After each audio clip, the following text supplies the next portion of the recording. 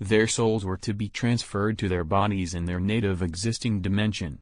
Young man gulped air with his mouth as if to come back to life and abruptly sat down on the pavement. He looked around the entire area where people were celebrating the new year, strewn with people who were either regaining consciousness or lying motionless. None of them understood what had happened. Young man had a similar question. What happened here? Had everyone fallen as he had?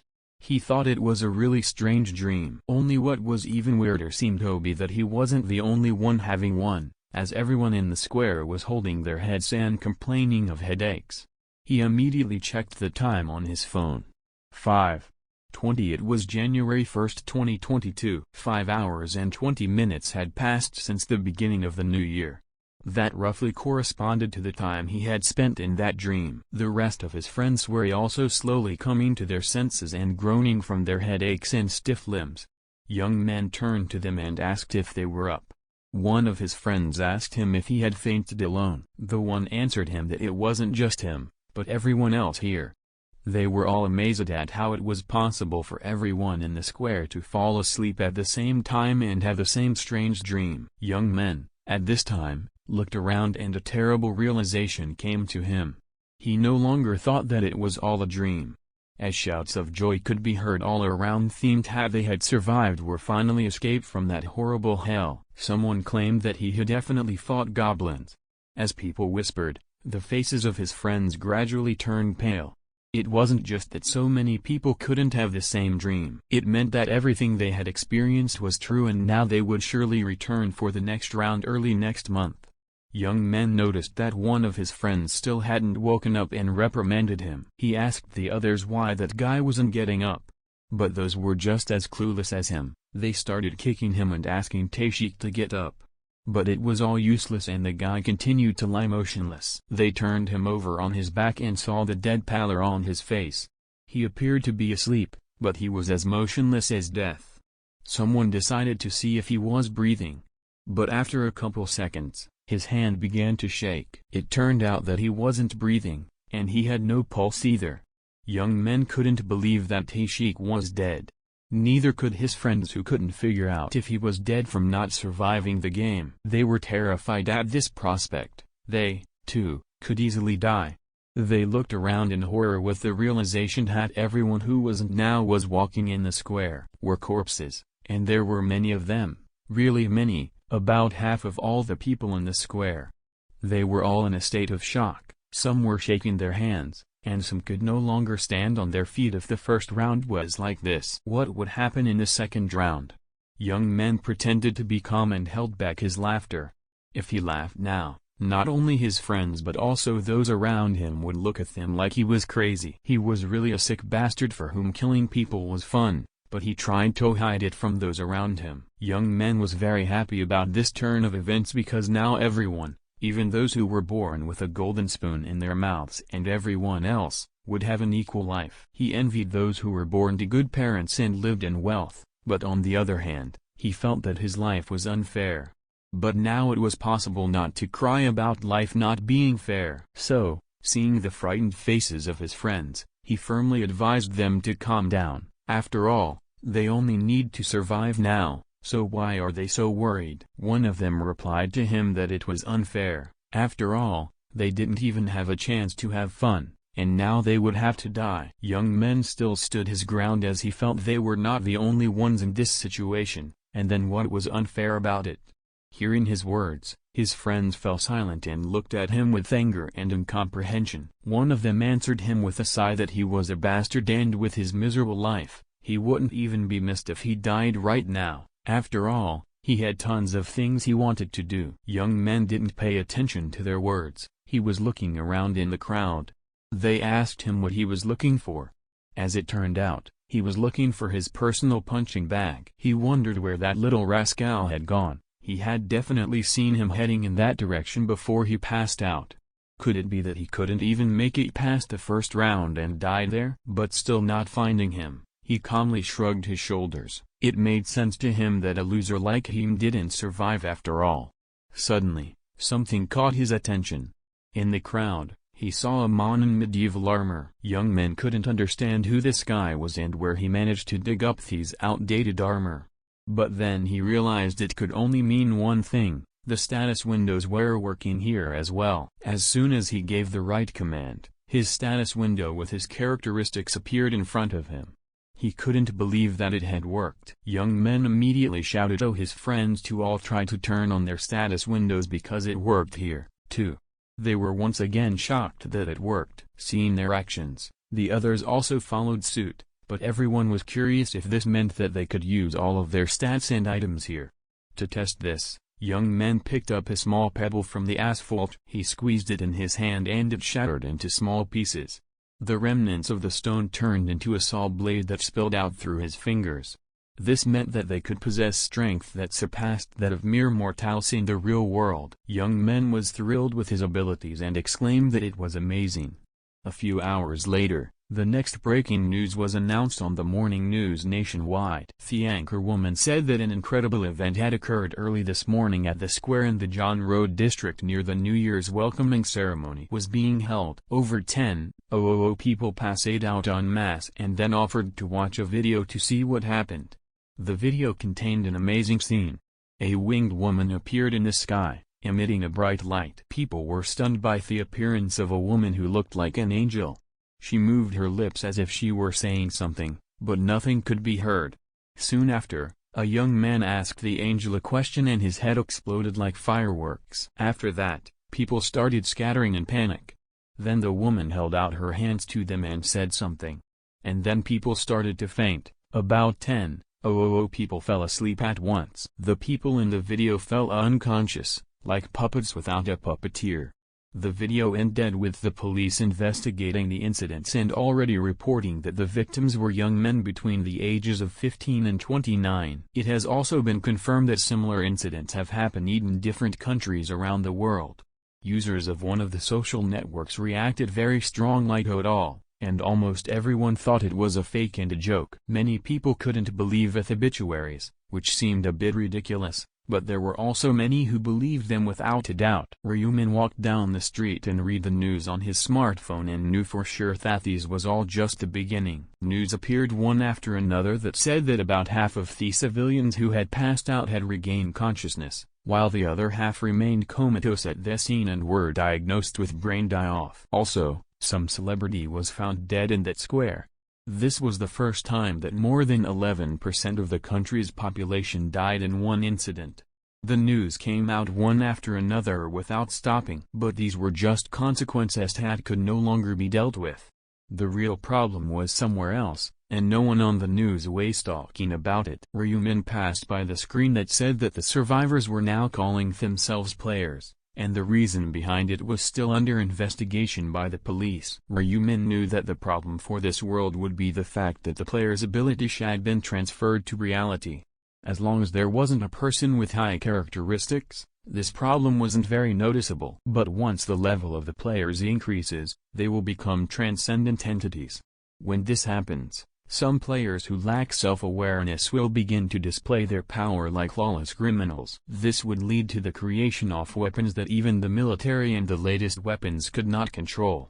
Ryumin was not going to sit back and just watch the world meet chaotic events. If he had just left things as they were, the Earth would probably have fallen into ruins even before the 20th round arrived. There is only one solution. He will have to control the other players using overwhelming force. Intoxicated by their new powers, the players will bow down like beasts only to a superior force. In the past, he would just destroy everyone. But he couldn't do the same as last time, and now he would be forced to use a different method to gather a team of 5 players to battle the boss. He even had a few people with potential in mind and was now thinking of methods to recruit them. But the time to act was not yet upon him, and he had more important things to do than that. So he reached his house and knocked on the door. It was an apartment building in one of Seoul's neighborhoods. But no one answered or opened the door, so he had to get the key out of his hiding place and open the door himself. It was semi-dark inside. However, one detail caught his eye. Ryumin was unhappy that the bastard had eaten a bowl of ramen for dinner again instead of cooking a proper dinner. But he had seen this hundreds of times before and had put up with it. He went further into the house and opened the door to the room. There was his little brother sleeping peacefully and carefree on the floor. He had no one else in his family besides him, and he was his only family. He was very similar to his older brother. Ryumin looked at his sleeping brother and was glad that he could sleep soundly even if his older brother didn't come home.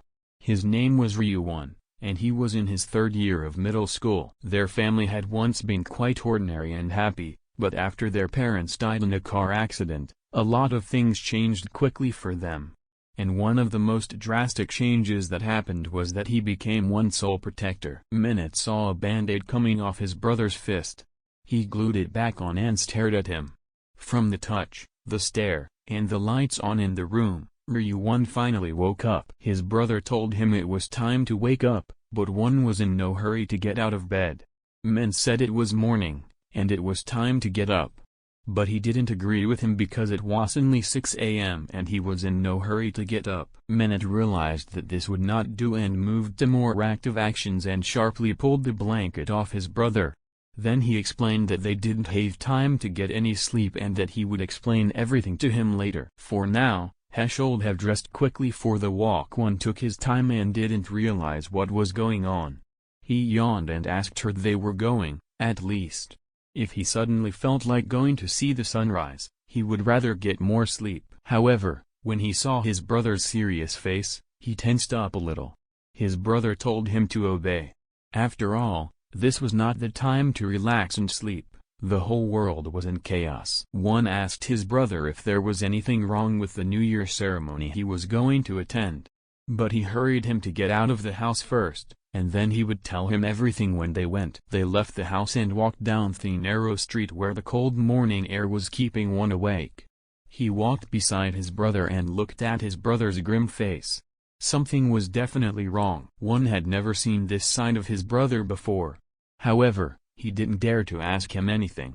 He thought his brother would explain everything himself, but he was strangely different from his old self. He was an entirely different man. And his serious look told him that something terrible had happened. Ryumin asked his brother if he really didn't know what was happening in the world right now. He looked at him with an incomprehensible look. He asked why he was saying such scary things to him. What could have happened while he was sleeping? Min advised him to check the latest news in a search feed.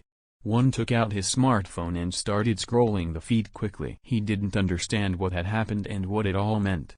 What kind of angel appeared and kidnapped civilians to another world? Min corrected him that, to be more precise, only their souls were taken. One said with surprise that it couldn't be and he was taken away too. His brother told him that he had been taken too. He could only get out after killing 100 monsters called goblins. One immediately began to worry about his brother's health and asked if he was hurt. He advised him not to worry about him. But one couldn't accept this and resented how he could not worry about his brother. After all, he was his only family, his only sibling, and dearest person. The one who comforted and supported him always. Though he was too shy to say it out loud, he had always respected his brother and relied on him as a father figure. One, of course, knew that in order to fill the hole that mom and dad left behind, it wasn't enough to just be there for him. Minute had to become the strongest mental individual he had, without a doubt, become. But having a strong mind and killing 100 monsters were completely different things. His brother also had a weakness. Although he recognized that his brother had strong mental strength, it didn't mean that he was good at fighting. Moreover, he was small in stature and had been beaten up himself before. His musings were interrupted by his brother's voice, telling him that he knew what he was thinking, and reassured him that in that other world, there was a system called stats that controlled the level of physical development. Even girls can fight goblins as equals. So he shouldn't worry about him. And even more so, when he sees him later, he definitely won't think like he does now. One asked what he meant by that. But his brother answered him that if he wanted to know, then let him just follow him. But one stopped and said he didn't want to until he told him where they were going. He wouldn't take a step. He asked for the man to tell him first. And he put his hand with the wound on his chest, on which Ryumin's gaze lingered. He had already experienced this kind of reaction in a previous regression. Ryumin turned to Ryuwon and told him in a cold voice that they were going to attack the hideout of Teju, who was the leader of the bullies in his class. He added that he knew that a guy named Teju had recently been bullied him at school. Ryuwon was shocked. He didn't want to burden his older brother, who was already working hard to feed them both. However, somehow, Ryumin had found out. Still not believing that his brother had found out, Ryuwon asked his brother if he really knew about it. Ryuwon asked back, did he really think he wouldn't find out? Ryuwon bit his lip. He thought he had hidden it well, but it turned out that his brother had known about the bullying all along. Looking at his slumped brother who didn't want to get him in trouble, Ryumin apologized to himself in front of him and said to himself that he shouldn't have known that. This happened during the first regression. It wasn't until a few hours after returning from the first round that Ryumin learned the truth about the bullying his brother had endured. One very ordinary sunny morning while he was sleeping, his brother dressed in his dress clothes and said he'd be back soon and left. After a while, Ryumin was awakened by the ringing of the phone. Annoyed at who might be calling him, he reached for the phone. Still sleepy, he asked who was calling, to which the voice immediately asked if he was the guardian of someone like Ryuwon. Then it immediately added that he should come to the hospital immediately. After saying that, the protagonist's pupils dilated in horror. The next second, he quickly got dressed and ran out of the apartment. After beating Teju, Ryuwon became blind. Looking at his younger brother, who was sitting on a futon with his arms wrapped around his knees, depressed, Ryumin was shocked and angry that he couldn't protect him. He felt guilty for letting his own weakness burden Ryuwon, but he knew he had to do something. After all, Ryuwon was his only family. After looking at his brother, he decided that he couldn't just let someone who bullied him get away with it anymore. He wanted to make sure that Ryuwon would never be bullied again and meant putting Teju in his place. Words of cursing, insults, and taking had been going around the factory since early morning. In addition, the sounds of blows could be heard, echoing loudly throughout the building. Someone's massive foot once again kicked some guy in the chest, causing him to let out a painful groan. It was none other than Teju, who was standing in front of the students he had beaten up, furiously asking why they hadn't brought him 200,001 each as he had ordered them to. Shivering in pain and agony, he tried to say something, but only managed to squeeze out another painful groan. Teju took that as ignoring him, which made him even angrier. He lifted his foot and swung it at the poor guy with anger in his eyes. Then he began to beat the poor guy again with anger, who had no chance to resist, and it would have made things worse because his assailant was not alone. Teju's friends stood aside, watching this one-sided beating with a chuckle. But they were actually tense and afraid of Teju's ruthless attitude. Since he was very unpredictable and very cruel, even the other high school students were afraid of him. Teju was 185 centimeters tall, and he had a rather large physique for a sophomore high school student. Undoubtedly, he was an overwhelming dominant among his peers and was famous even among gangsters for his fighting skills. After a while, the man was finally done with the beating. Screaming harshly, he scratched his neck and headed towards his buddies, complaining irritably that he couldn't buy a motorcycle today, as he couldn't get the money he was going to get today. Seeing the angry guy approaching them, the group of his buddies immediately tensed up. And unfortunately for them, their fears were realized as Teju approached his gang and asked if any of them had any money. The gang was caught off guard, and each of them scratched the back off their heads nervously. Realizing that he couldn't get anything out of them, he asked his buddies where he could get some money right now. They rubbed their chins and thought about it like it was their own problem. If they couldn't figure out a way to get him some money, they would be in a tight spot again.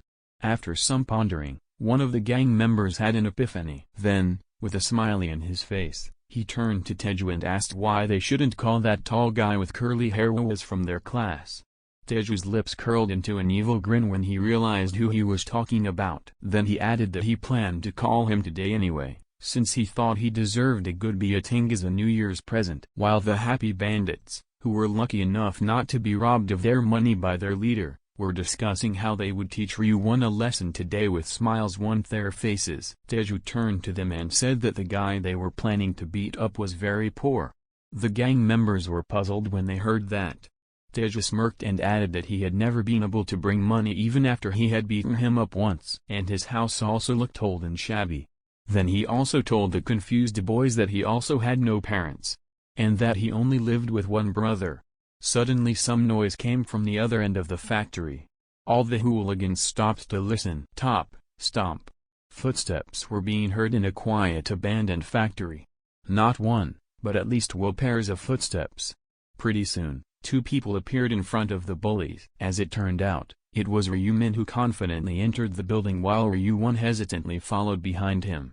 Taeju's surprise was hard to describe in words as he couldn't have expected his victim to come to him. With a gloating smirk, he turned to his curly-haired, insecure classmate and asked if he thought bringing his friend along would make a difference.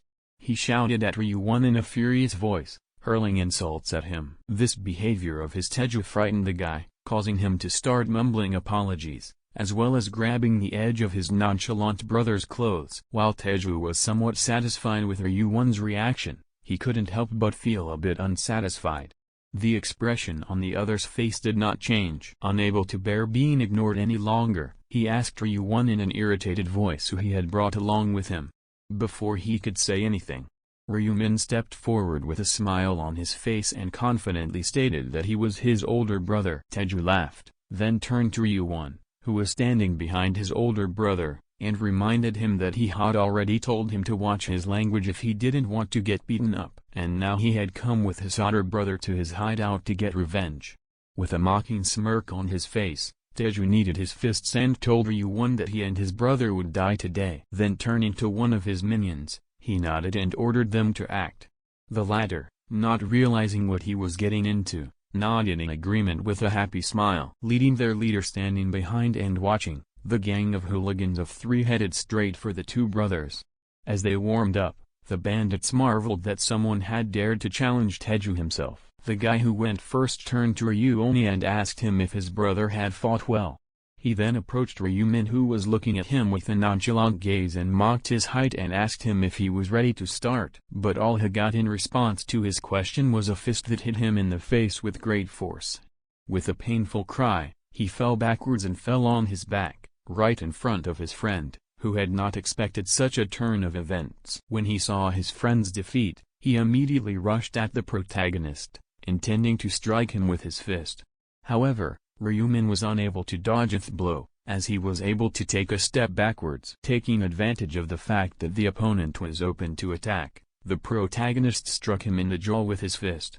The blow was so strong that the bandit let out a painful scream and flew a few meters away, hitting some debris behind him. At the same time, the bandit who had already recovered from the blow, as well as the remaining bald guy who was shouting angrily for him to die, rushed at Ryumin again. However, this joint attack was of no use at all, as all they got was 2 blows to their faces. At the same time, Taeju was watching his buddies being beaten up and crawling on the floor with painful groans. Chuckled with a contemptuous smile on his face. Calling them trash to himself, he realized that those guys were no match for Ryumin. With the anticipation of a good fight, he wondered how well such a small and lanky man could fight. But now he had an answer. There was nothing special about it, although his boxing skills seemed pretty decent. To Taeju, who had experience in a sport, there was nothing special about it. As he walked past the fallen members of his clown team, he turned to Ryumin, noting that he seemed to have learned boxing from somewhere, and that he thought he could do something about it. Taeju mockingly said that he didn't take into account one thing, and that was how big the difference in weight was between the 2 of them. Taeju was 185 centimeters tall and had a sturdy build, while Ryumin was 165 centimeters tall and looked frail. The difference in weight classes was obvious, and one could easily predict the outcome of the fight between the 2 without even watching it. However, to the bandit's surprise, Ryumin didn't look scared at all. With a smile on his face, he turned to the big man and asked him if he was watching the news. Irritated, he looked at the protagonist and asked what he was talking about.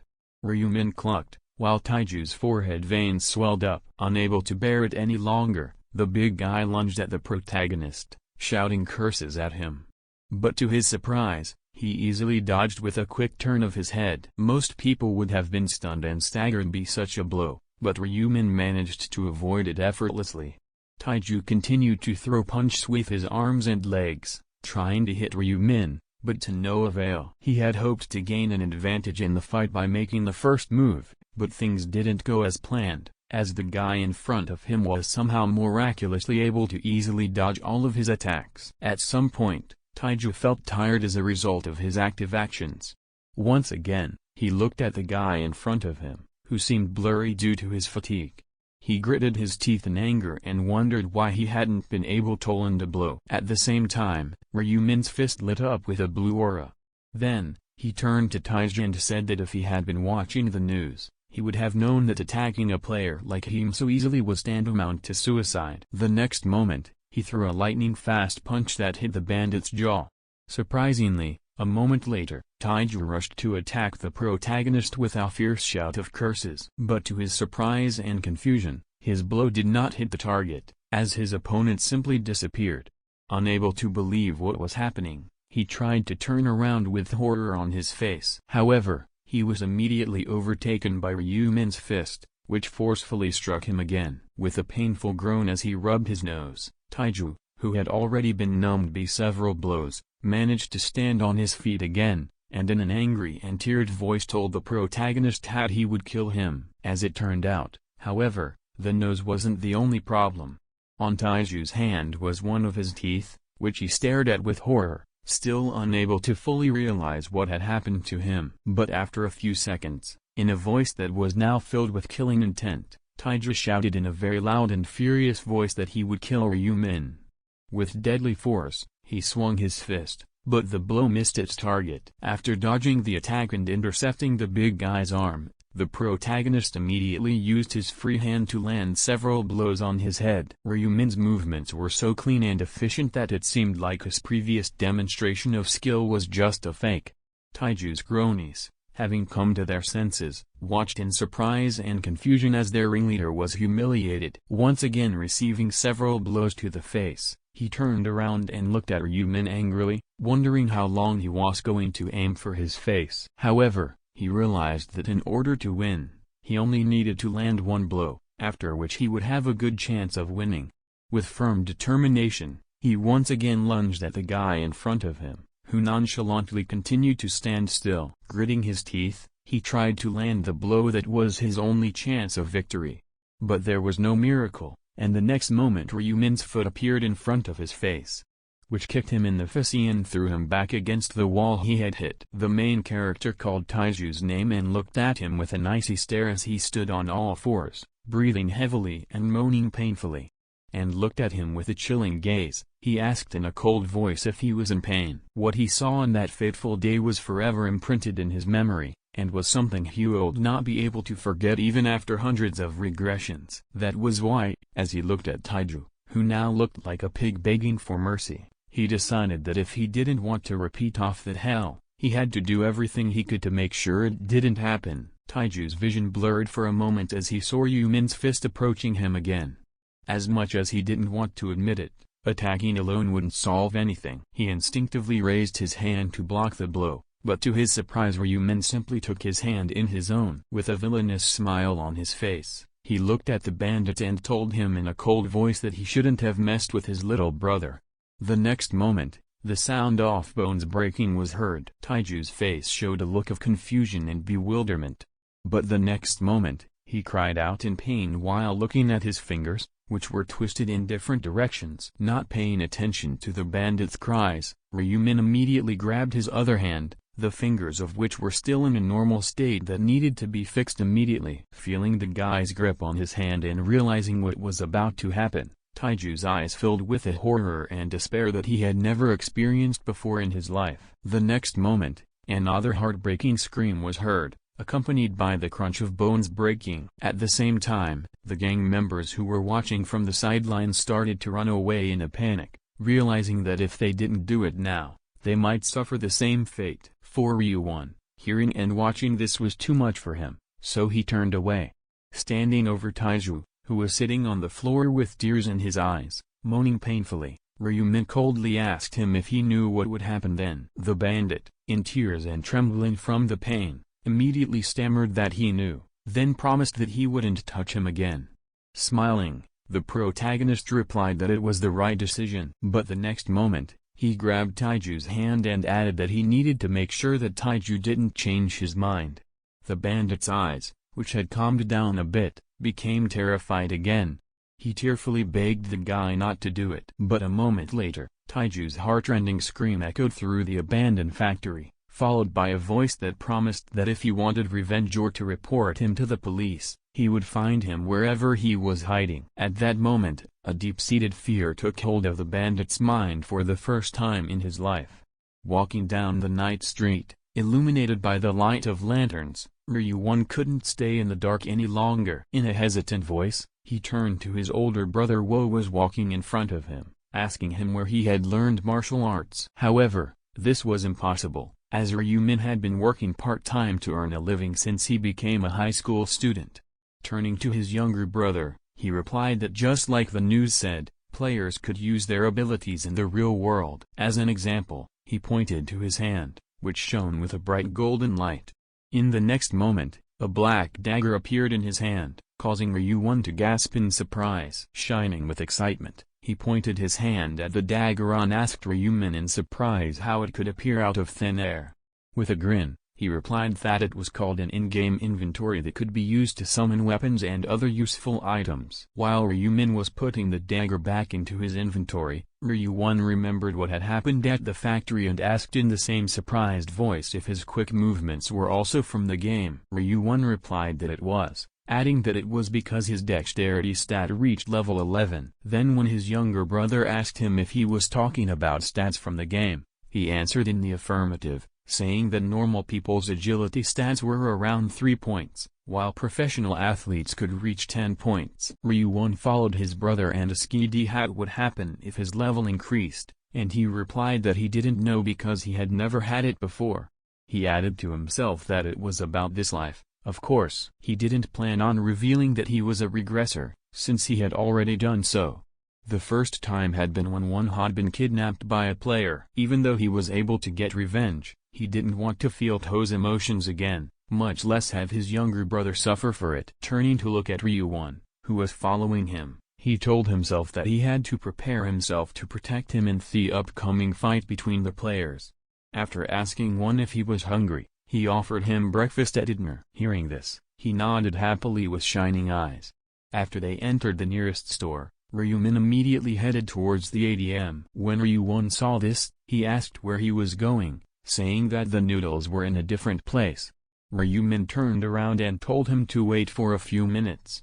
He went to the ATM and inserted his card. He looked at the screen and thought to himself that this was all he could save up to that point.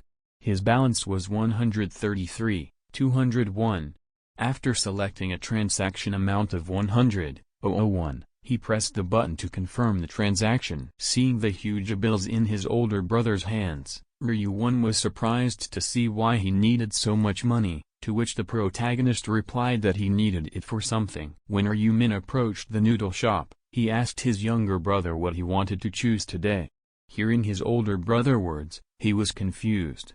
Then he said in an uncertain voice that this place was selling quite expensive noodles. But Ryumin replied that it was fine, and they could afford to choose something here today.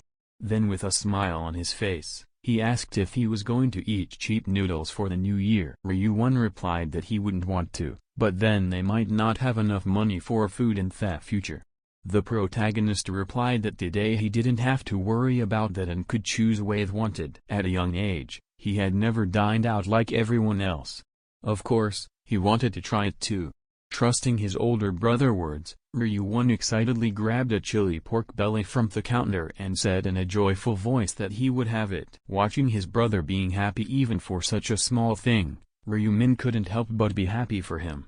Ryumin approached Ryuwon, who was shining with happiness, and suggested that they go to a restaurant together sometime and order some roast beef. But Ryuwon smiled the happiest smile Ryumin had ever seen and replied that there was no need, as he had more than enough of what they had bought today. Seeing how happy his brother was, the protagonist told him to wait for only 5 days, after which he could eat as much meat as he wanted.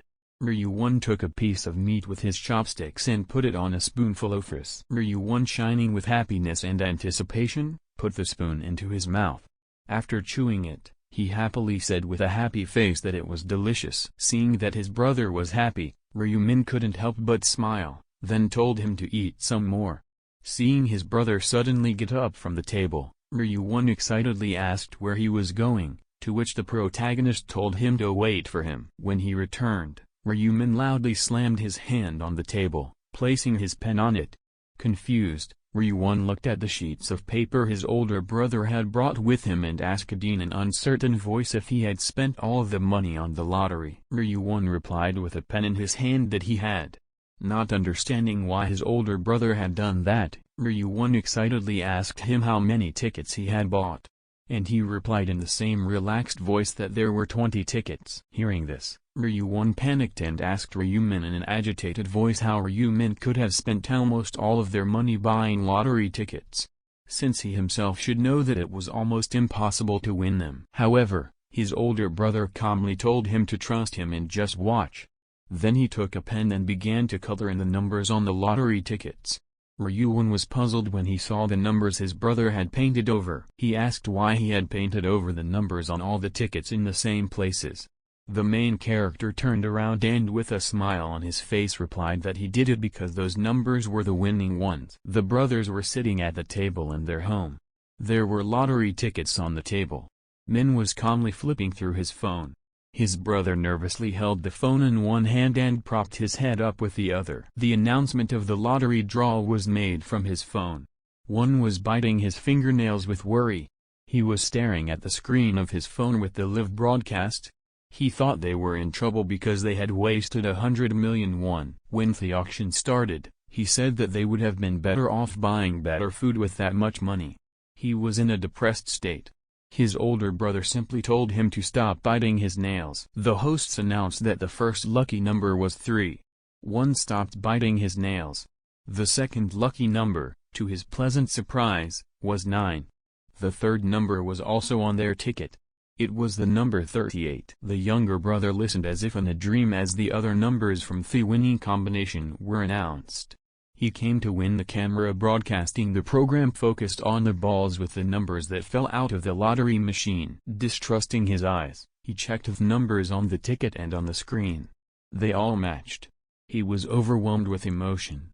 He looked from the phone to the ticket and back again. With happiness, he shouted that it was unreal that they had won first place. With his eyes full of tears of happiness, he asked to pinch his cheek to make him believe in the reality of what was happening. Min awkwardly told him to pinch himself. He looked at his younger brother with understanding when he asked again if he was dreaming. The hosts repeated the same numbers again. With a smile, he asked if he would prefer it to be a dream. One spelled it out, no, never. Finally believing that they had won a lot of money, he rose to his feet and shouted his delight that they had won first place. He held the ticket in his hands, high above his head. His older brother had to ask him to be quiet. He quieted down when he explained that the neighbors could hear them. Min asked him if he was really that excited about their win. His younger brother answered in the affirmative and asked if he was happy as well. One didn't let go of the ticket. The older brother replied that of course he was happy. He thought about the first time they won. That time he had also shouted with joy. Back then, he and his brother were equally happy and looked at the ticket and the phone screen in the same way. But after repeating this process dozens of times, it turned into an annual event. He did it out of necessity and no longer enjoyed it. It was a duty to get rich quick after each regression. The death of 900 million people will shake the economy. So the trade in valuable game items that would begin later would be conducted with cash. One got his hands on all the tickets. He said he couldn't believe they had 100 prizes for the first place. I wonder how much money they will get. His brother replied that he didn't know. He thought it was a huge jackpot. So big that it could shake the world. Ryumin got off the bus and walked down the street. He soon saw a tall building in front of him. It was the main branch of MANHUA Bank where he was to receive his prize. Normally he would have been nervous before entering. But maybe it's because if this is the 100th time I'm receiving the grand prize, but I'm not nervous at all. Ryumin thought to himself. The bank was crowded with customers, but none of them were lottery winners. Ryumin went to the front desk in the lobby of the new building and then approached the employee on duty, telling him for about the 100th time that he had won the lottery. Hearing the words of protagonist, he smiled and congratulated him on his winnings. At the same time, he wondered to himself how the guy standing in front of him, who looked like a student, was able to get the prize for the first place. Pushing his thoughts away and searching for something on the computer, he asked Ryumin where he had purchased his ticket, to which he replied that it was at the Yongwei branch. Hearing the guy's words, the employee exclaimed in shock, unable to believe what he had said. His mind immediately went back to a conversation with his colleague, who told him that this time 15 tickets had been won, which surprised him a lot, as it was a very large number. However, his colleague told him that it was as shocking as the fact that 100 of them came from the same place. After these words, the first employee's eyes widened with surprise, because this could only mean one thing, that one person had bought all these tickets. But it was not as shocking as the fact that he took a risk and bet all 100 tickets on one combination of numbers. As he was leaving, his colleague also told him to call the president of the bank immediately if anyone said they bought a ticket at the Yongwei branch, as that person was supposed to be a VIP guest. The employee's thoughts were interrupted by the voice of Ryumin, who, seeing something frozen with surprise, decided to ask if he was alright. After he came to his senses and apologized, he asked the protagonist to wait for a while. Seeing no reason to refuse, the latter agreed. A few minutes later, a middle-aged man appeared in front of Ryumin, who smiled and thanked him for waiting. After shaking hands with the protagonist, he introduced himself as Guanjuno, saying that he was the president of the bank. The protagonist simply replied that his name was Ryumin. The president said that since he had won the first place prize, he had to congratulate him personally. Ryumin smilingly thanked the man for congratulating him. Afterwards, the man offered to escort him to the place where he could collect his winnings, telling him to follow him. As they approached the door with the sign that read Lottery Ticket Sales Team, the president announced that he had arrived at the place. As soon as they stepped inside, they were immediately greeted by one of the female employees who stood up and bowed to greet the president. Noticing some young man next to the president, she couldn't help but wonder who it could be. But she didn't have to speculate, because the next moment the president himself introduced the guy, saying that he was the first place winner and that he had come to collect his prize. Then he told them to make sure that their guest felt comfortable. Surprised to see the guy who was talking casually with the president, the woman could hardly believe that in front of her was a man who had won 100 tickets. Having recovered from her excitement and doubts, she told herself that she should calm down and do her best to satisfy the customer. After greeting him, she invited Ryumin to sit down with a smile on her face. He did so, sitting comfortably on the chair right in front of her. She then asked him if he would like a drink. The protagonist replied that he would not, adding that he would like to get right down to business and take his prize. After hearing the guy's answer, the employee didn't take any more time and asked him to provide her with the ticket so she could confirm that he was the winner. Ryumin immediately handed her a stack of winning tickets that he had brought with him. Looking through the tickets, the woman couldn't believe that he had bet everything on one combination. It could only mean one thing. Either the guy had decided to risk everything or he could see the future. Having finished with the confirmation, the employee said that everything was in order and he could take the prize for the first place. However, the protagonist's next question about how much he would receive made the girl freeze, as even just naming such numbers was exciting. After a second of silence, she replied in an excited voice that his prize is 22.5 billion won. Ryumin was left with about 15 billion won after the tax was deducted from it. After he received his prize, everything went pretty quickly. The first thing he did was start looking for a place to move to. That same night, he opened a promotional account. Because he had information from the future, he knew that the price of Bitcoin would increase by 500% next month, so he also planned to invest his money in it. After returning home, Ryumin showed his younger brother pictures of their new house and asked him if he liked it. Ryuwon happily replied that it was amazing, adding that he had never seen such a huge and beautiful house in person, except in pictures. The main character replied that it was the best place they could move into immediately. Ryuwon turned to his older brother and asked him why they shouldn't just buy a house since they had so much money. Ryumin replied that he didn't have any more money. His phrase made Daeon freeze in place. The protagonist casually added that he had invested all 14 billion won in Bitcoin. When his younger brother heard this, he froze in place again, Unable to understand how his brother could so easily say that he had invested 14 billion won in Bitcoin. Ryumin approached his younger brother, who had turned into a statue, and patted him on the shoulder, assuring him that he hadn't done it without thinking. Then hugging one, he added that this time he would definitely be able to make money, since he had seen 4 sets of numbers in his dreams in the lottery. After his older brother's words, the eyes of the naive Ryumin shone with admiration, as he had only heard of people seeing the lottery numbers in their dreams. Realizing this, he immediately grabbed Ryumin by the shoulders and began to shake him, excitedly asking him if he remembered the numbers, adding that he should never forget them. The protagonist broke free from his little brother's grip, thinking to himself that he couldn't forget them if he'd done it countless times. Ryumin turned to his brother and suggested that he eat outside before heading out. One asked in confusion where they were going. The protagonist replied with a smile on his face that they were moving today. At the same time, at some unknown location, an equally unknown man slammed his fist against a concrete wall. The unknown man was a rather young guy who, for unknown reasons and against common sense, hit the wall with his fist, leaving a rather large dent.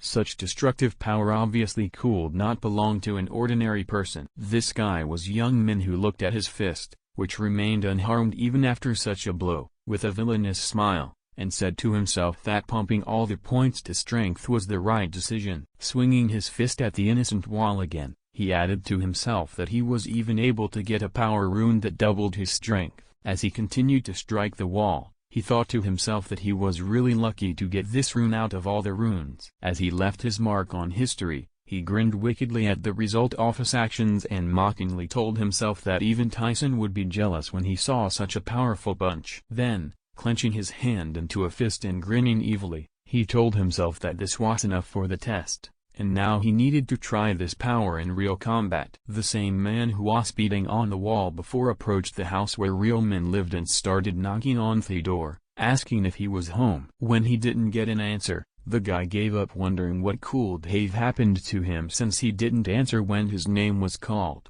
Remembering what happened that day, his eyes filled with anger. Remembering the guy's face, he couldn't help but curse him, adding in a cold voice that he wouldn't let him go so easily now.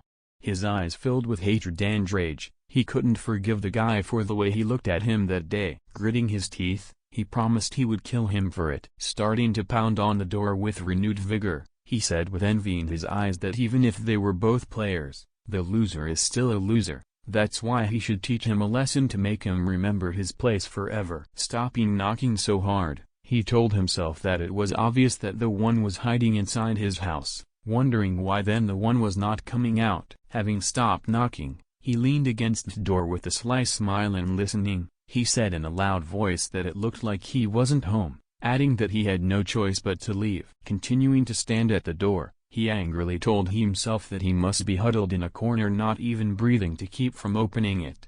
This made him so angry that he made the decision to break down the door. However, his thoughts were interrupted by a voice calling him a student. Turning around, he saw an old man standing on the stairs, who turned to him and asked him what he was doing at that door. He asked the old man why he should care and then asked him if he was the owner of the house. Hearing the guy's question, the old man, adjusting his glasses, replied that he was the owner of the house. Then he asked the guy again if he had come to meet a friend. For a second he froze, not knowing what to say.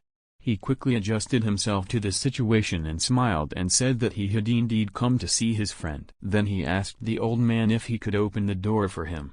He added that he had suddenly lost contact with his friend and now he didn't know how to get in touch with him. Hearing this, the old man was shocked. Then he told the guy that it was now an empty apartment as the student who lived there had moved out.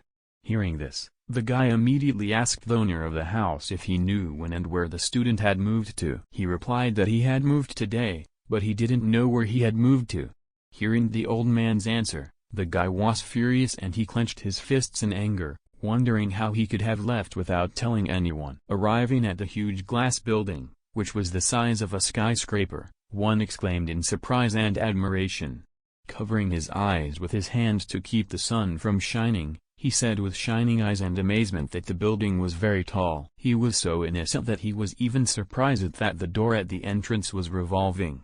He didn't stop being amazed even when the female employee simply handed them entrance cards. While his older brother confirmed their identities, one continued to be surprised that there was even a security guard here. Pushing himself up in the elevator to his room, he turned to Men and said admiringly that this place was really amazing. Stepping out of the elevator, they headed to their room. When they got to their suite, one exclaimed again in surprise, wondering how big it was. His brother replied with a nonchalant face that it was about 330 square meters. Such a figure shocked his younger brother, as their previous apartment was dozens of times smaller. Looking at the apartment, Rio 1, still in disbelief that they were going to live here, asked if it was for the two of them. He replied that they had a lot of money, and that the place they were going to live in should be at least this size. One asked Rio Min how much the rent had cost him. One asked Rio Min how much it had cost him to rent the place, and he said that it had cost about 22 million a month.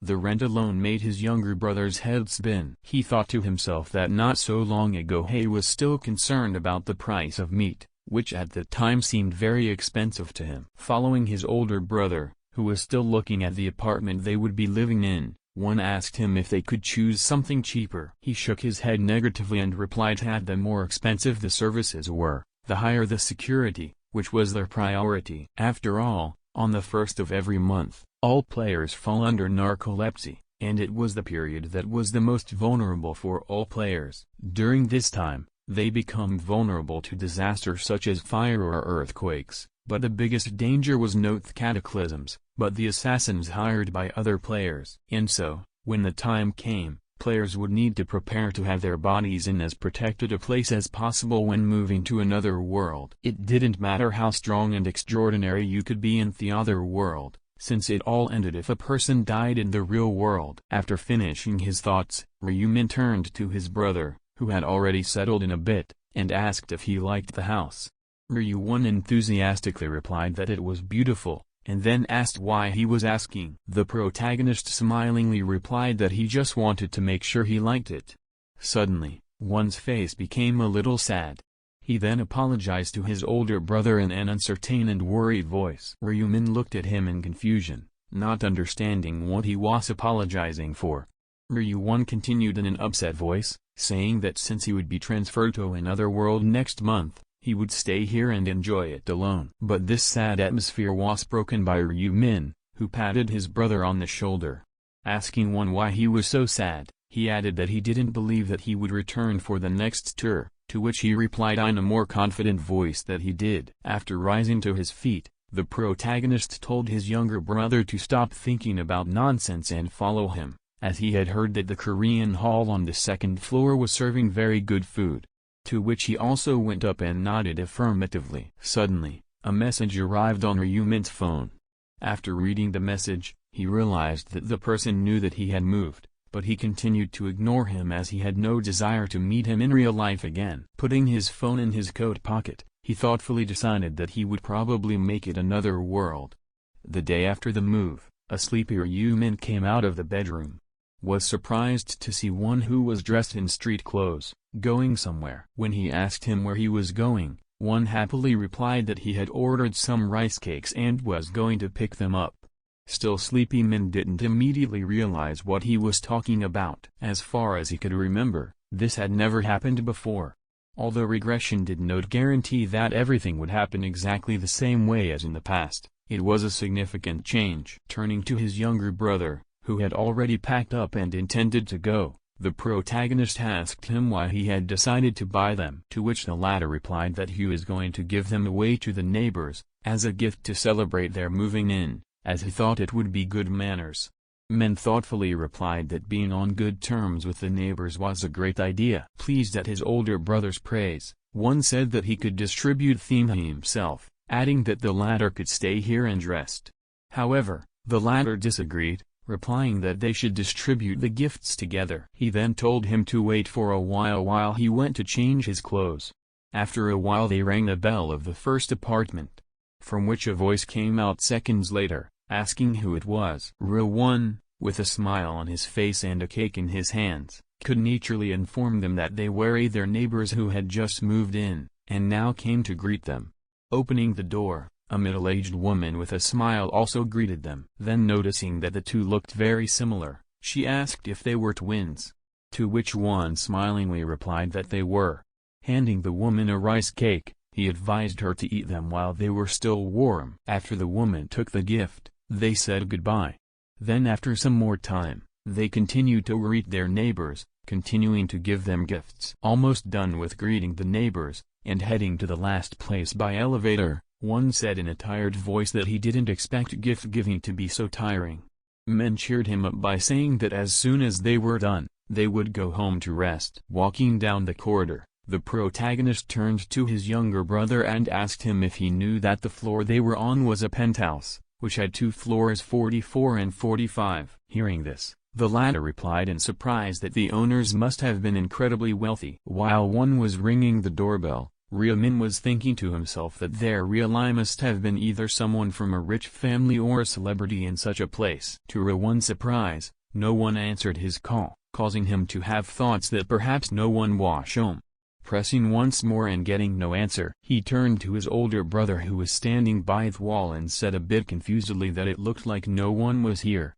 Turning around, they were about to head for the elevator, but the sound of the doors opening made them turn around. The person they saw in the next moment shocked one, while Min, although a little surprised, didn't change his face much. In front of them was a girl who had a beautiful appearance and was dressed in elegant clothes, who was looking at them with incomprehension. Her name was Seo Erin, and she was a famous actress.